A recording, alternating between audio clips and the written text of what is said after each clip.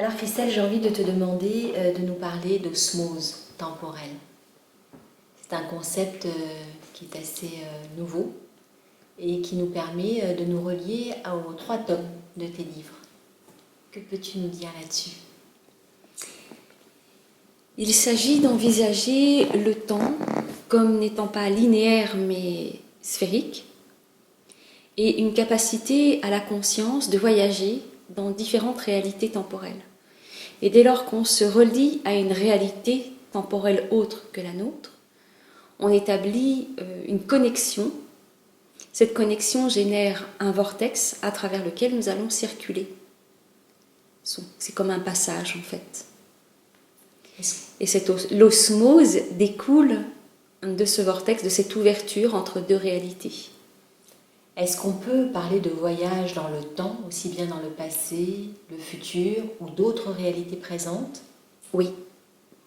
Il n'y a pas de limite, dans la mesure où, une fois encore, le temps n'étant qu'une perception subjective de la personne qui le vit et le traverse, eh bien le passé et le futur sont tout autant accessibles. Qu'est-ce que ça peut nous permettre de faire ou d'être de plus? Ça nous permet de croître au niveau spirituel. Ça nous permet d'évoluer, d'aller chercher d'autres compétences dans d'autres réalités. Donc là, on aborde la notion d'extension de conscience. Donc ce sont des autres parties de nous en expérimentation dans d'autres réalités. Et c'est cette reliance entre 2 extensions de conscience qui facilite ou favorise l'osmose temporelle. Est-ce que ça veut dire que lorsque nous parlons de vie antérieure, en réalité, dans ce concept d'osmose temporelle, nous parlons d'extension de conscience? À mon sens, oui. Si l'on parle de vie antérieure, on se réfère à un déroulement du temps linéaire. Or, tout ce sur quoi je m'appuie, ce sont des concepts où le temps n'est pas linéaire mais sphérique, il est radial. Est-ce que parmi ces extensions de conscience dont on parle, est-ce qu'on en a un nombre limité? Pas que je sache. Certainement. Il y a plusieurs milliers, plusieurs dizaines de milliers d'extensions de conscience, mais je n'ai pas accès, je ne saurais pas dire. Est-ce qu'il peut y avoir un être qui réunit en son sein l'unité de la conscience? Je t'amène peut-être là progressivement à nous peut-être nous définir ce qu'est la conscience directrice par rapport à la conscience source. Alors la conscience source, c'est l'origine, le point du créateur, qui à un moment donné, pour expérimenter lui-même, alors ce sont des notions aussi qui échappent à l'entendement humain dans la mesure où nous ne sommes pas capables avec notre mental d'appréhender pleinement le concept, mais on peut s'en rapprocher d'une manière ou d'une autre. Et la conscience directrice va faire le trait d'union entre la conscience source et ses extensions de conscience. Est-ce qu'il existe des consciences directrices connues? Oui.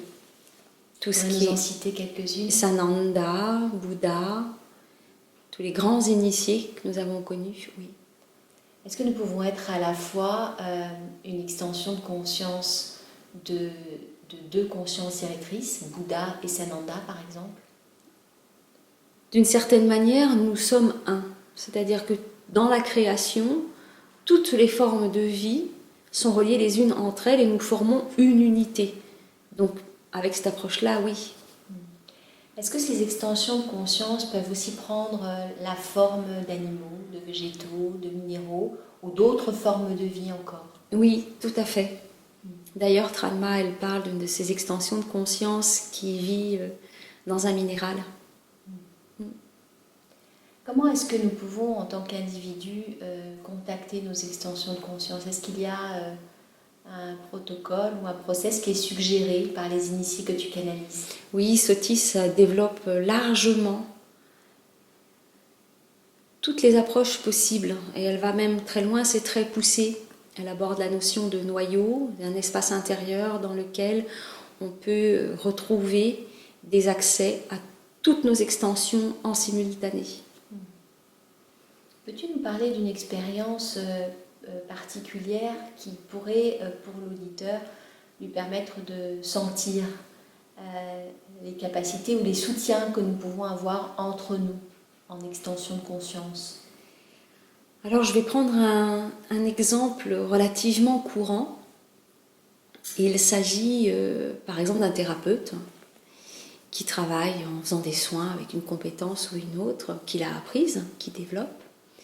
Et puis dans ces moments d'état modifié de conscience, il peut, sans même en avoir vraiment la volonté, ça peut se faire de manière très spontanée, il va se relier à une extension de conscience qui a aussi la même compétence et qui va amplifier la sienne. Et à ce moment-là, peut-être même, parfois, la personne peut imaginer qu'elle est en contact avec un de ses guides ou avec un protecteur ou quelqu'un qui supervise et qui guide le soin. En réalité, il va faire appel à une compétence extérieure, d'apparence, pour renforcer la sienne et aller encore plus loin. Ça peut être un exemple. Est-ce qu'il est obligatoire que la coopération entre les extensions de conscience se fasse en conscience, justement ? Et disons que si c'est fait en conscience, ça a une portée beaucoup plus puissante, c'est évident. Oui. Mais ce n'est pas toujours le cas, bien au contraire. Et l'idée, ce serait d'avoir accès à ces informations qui vont nourrir le mental et qui vont permettre de donner du sens à certaines expériences, en tout cas les interpréter avec cette dimension-là, précise. De se dire, voilà, là j'avais contacté une de mes extensions, du coup je peux aller plus loin dans l'apprentissage.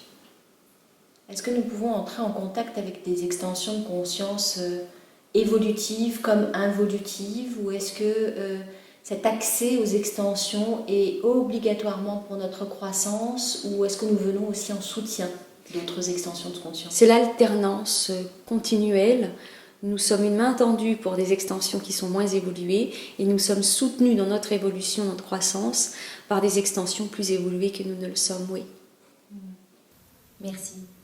Merci.